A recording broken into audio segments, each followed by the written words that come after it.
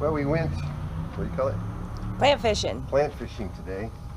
And we went to a local tributary that feeds into a local reservoir. And we found these wonderful native water lilies. They're white blooming water lilies. Probably the greatest thing about these is they're already trained to 3 or 4 foot deep water, which will work a lot better in our pool to pond transformation. So we've got to root these things.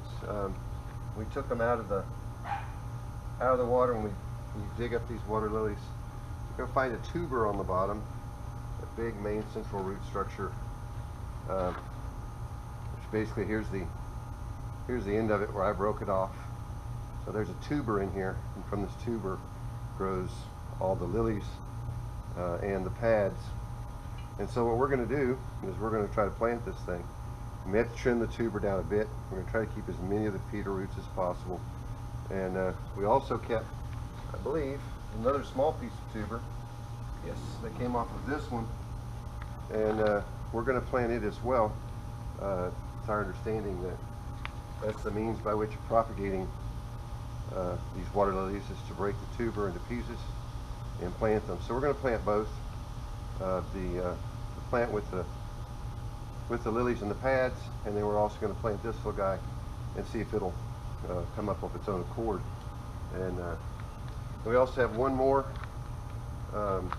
lily pad that's even taller in height of the pad, come out of the water even higher. As a matter of fact, we had to coil it, recoil it, coil it in this pot in order to keep from tearing up the lily pad stems.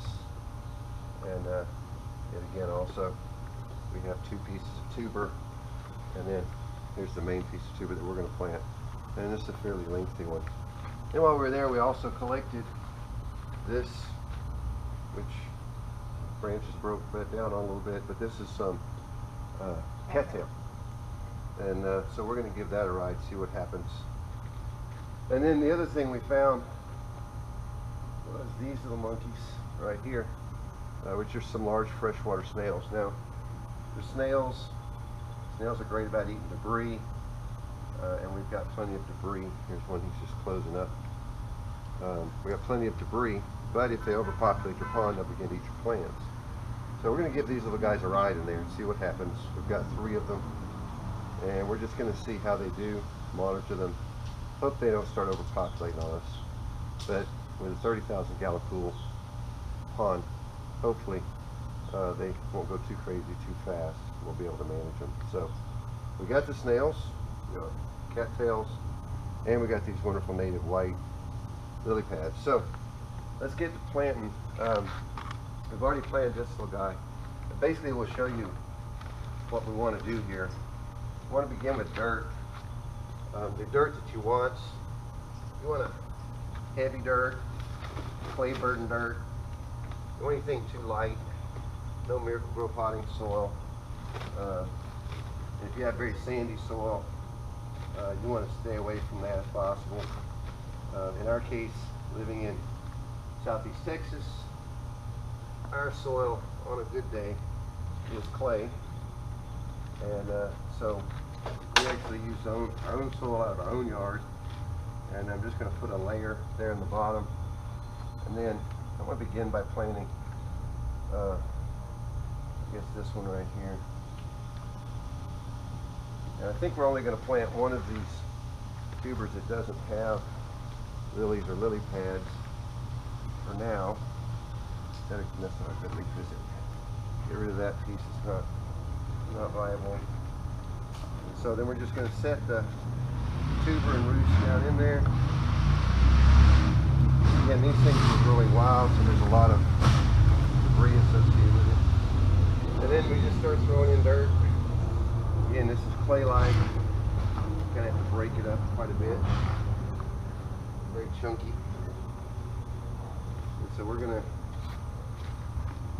just do our best. We noticed that first thing we did, we had some paper down in there, some newspaper. Newspaper is just to hold the soil to the pot, not let the soil flush out of the pot while it's in the water. or while you're watering it, getting it ready to go in the water. So once we get this thing filled to a couple inches from the top of the pot, then we're going to cap it with some sand, just a small, maybe half-inch layer of sand, a coarse sand. You can find this in any of your box DIY stores. Play sand is what we're using. We'll put some play sand down in there after we get the dirt in there. And then once the play sand's in there, then we add a layer of gravel on top of that, and that's just to minimize disturbance to the dirt. We'll go ahead and get some sand. Got our wonderful scoop here. Scoop us up some play sand. Put it in there. And then I'll move the sand around, add it down on top of the dirt, like so. Kind of hard with all this here, but you want to be careful not to break the foliage away. If you want a lily sooner than later, leave as much of the foliage as you can. You'll see like here's some baby blooms, here's some baby leaves. Hopefully they won't get stunted by this, the day they've had today. It was a little rough. I ended up wading to about 4 foot of depth for the deepest one to get it. And we're just thrilled that we were able to get this today. So then we're going to put some, and this is just washed pea gravel. Again, the sand and the pea gravel you can get at your local DIY store. I think we got ours at some place like Home Depot. And so there you go. Now the next thing we need to do before we try to put it in the actual pond is we need to wet it real good. We're probably going to wet all ours together here in just a minute, and we'll show you how we do that. So there's one potted. We're going to start potting the rest, and then we'll come back to you when we're done. Well, the next stage in this adventure of planting these things is to wet them well. You'll notice the back two there, or two of them rather, slap full of water. That's what you want. Get them nice and full. And you see the paper. You look down at the bottom where the holes, vent holes are on the bottom of the pot. See the newspaper there? It's just keeping our dirt in. So we just want to saturate them real well. Generally we'll saturate them, let them sit for a minute. Saturate them again. In this case we're using the shower on the pond house. This little building used to be the pool house. But since we converted the pool to a pond, I guess it's now a pond house. And so we're using this little slab area in this shower to pot our plants. So we're going to fold those wonderful lilies up so they don't get broken. Now we're going to take our wagon around to the pond, and we're going to begin locating them in the pond. Now we're going to have to get in the pond in order to put them where we want them to be. So I'm going to go change for that adventure, and then I'll muck off in there and see what we do, see what we come up with. Now before we place these new plants, I'll give you an update on some of the other plants that we have already. But you see this is a, got to get the actual name, I apologize for not having it. Some type of a horsetail reed. Friend of ours gave to us at his pond. He was mucking out his pond. He had a lot of that in there, so we got some of that. And you can probably see under there it's potted, and we're letting it try to take root. Right now it is where it is, not because it's going to stay there. We have discovered some bad things about our pond, and that is that our dogs absolutely love to eat the vegetation that we put near the edge. So much so that you'll notice our lilies here. No blooms on top. There's a bloom over there on top of that one, but it's just come back. They tore them up pretty good while my wife and I were on a cruise last week. So, but you will notice down here a lot of new growth on the lilies. No, a lot of new leaf growth, and so that's a good thing. Hopefully you can see a couple of fish out there. Tons of little fish. So anyway, that's the plants that we already had. but I don't think you'd seen the horsetail reed. I think that was a new one since last we visited. So, all right, well, let's go place those plants in the pool. All right, well, you're officially getting to see the first time I've gotten in the pond for this purpose. Well, for any reason, actually. It's pretty deep in this pond. This is the shallow end of the pond. So I'm going to try to place some bricks here on the bottom. Here's my feet. It should be true. And then place this lily pad, which is the shallower of the two, right in this area. So I'll get back here with you when I get done.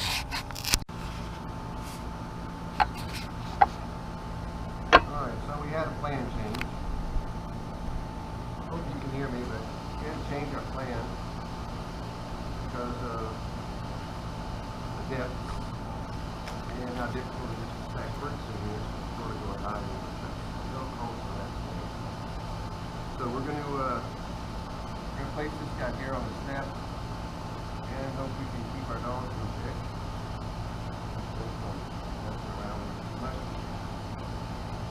Just spread the leaves, untangling the stems.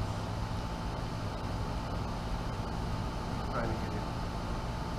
Bottom line is you want to get the light on the leaves surface as much as possible so we can put it inside. I'm going to bring this so you can see the fish that's already. I'm also going to add a couple of these fat boy snails. When we found these snails, they were on these leaves underneath them, but they were on them. So we're going to place them back on a couple of the bigger leaves and see if they can make their way to a home that they want to be at. Big goldfish. A lot of fish. Anything new in the pond, they just love to come to it. They were picking dead skin off my hand a while ago. Yeah, they are neat freaks, so they were helping me out. So we'll watch these little guys for a minute. Hopefully they'll open up, grab a hold of the lead, and find a place to live. So in the meantime, we're going to go ahead and place this cattail, and we're going to place this other lily. Cattail, you don't really have a great place to grow it where it's at all shallow. So we're going to, my guess when I was digging this up, it was probably yay deep at the time I dug it up. So it's going to end up yay deep, but we're going to see how it does, if it does at all, how well it does.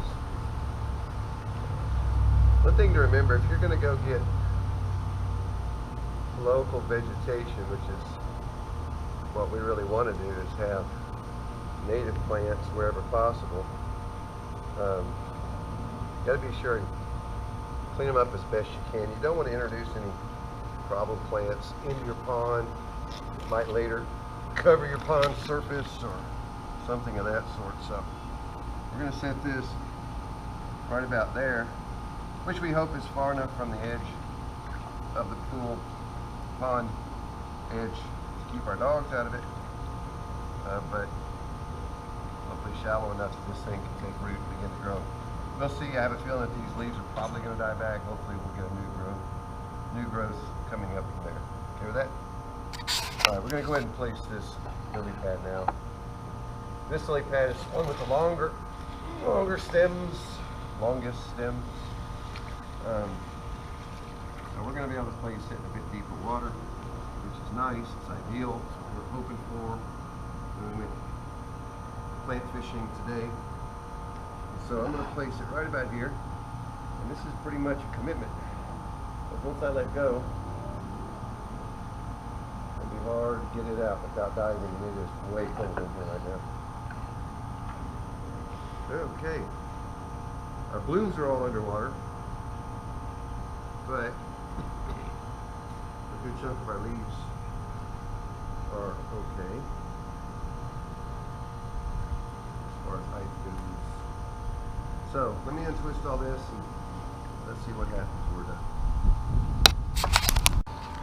Well, that's pretty much it for this segment. We've got these new white native lilies in the pond. One cattail. It's not going to be there permanently, but see if it takes root first.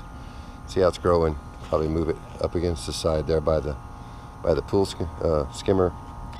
And you can see our big fish. They love new plants. They like to swim under them. The little fish are everywhere. Hopefully you can see, but they're just covering us up with fish. We relocated a bunch of this small fry. There's 4 of them right there. We relocated a bunch of the small fry, or some of it, into the small pool, just to help manage that pool a little bit.